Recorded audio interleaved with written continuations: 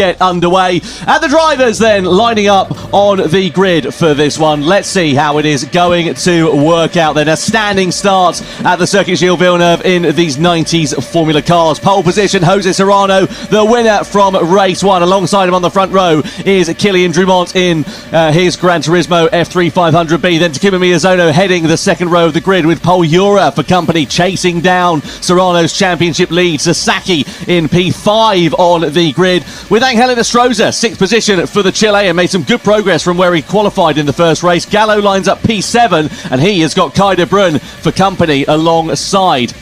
Samuel Cardinal started from the front row, finished P9 in race 1. Adriano Carrazza completes the top 10 for Brazil. Then it's Guy Barbara in 11th position, and alongside him should have been Thomas Laboutelet. Anyway, all eyes on the 5 red lights then. Who will be the king in Canada as we get the second race underway here at the Circuit Gilles Villeneuve? Lights are out and we are racing. Jose Serrano leads them down towards the first corner, but keep an eye out for Kylian Drumont. He's side by side, and Miyazono is in there as well. Drumont is way off onto the car park. As we go into the first corner, he goes down and drops behind Serrano for the race lead. So Serrano in his lead now. Miyazono going into second and Drumont banging into the barrier. So he's already picked up a penalty for his dramas in the first couple of corners, and now he's gone down like a tabletop and into the wall. There's a huge crash in the background as well.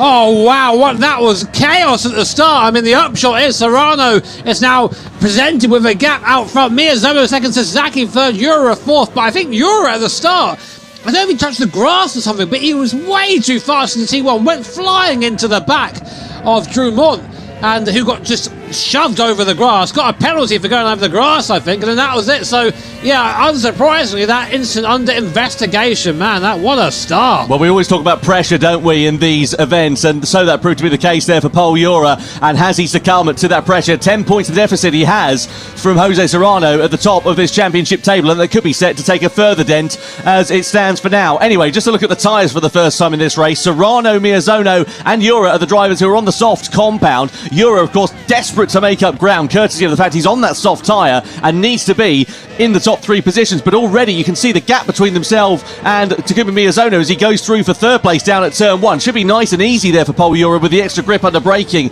and in the mid phase of the corner. Anyway, come back to that in a few moments. Let's have a look at what happened. Keep an eye out for Paul Ura. Anyway, come back to that in a few moments. Let's have a look at what happened. Keep an eye out for Paul Ura there in 4th place. He's going to go careering into the back of Miyazono and Drumont. He just didn't brake. I'm not quite sure what happened there. Got unsighted, but I mean, that's a very clear just shunt off the field. And Drumont there had no choice but to go over the grass. So real shame there for the Frenchman. That's after a very strong race in race 1. Sees himself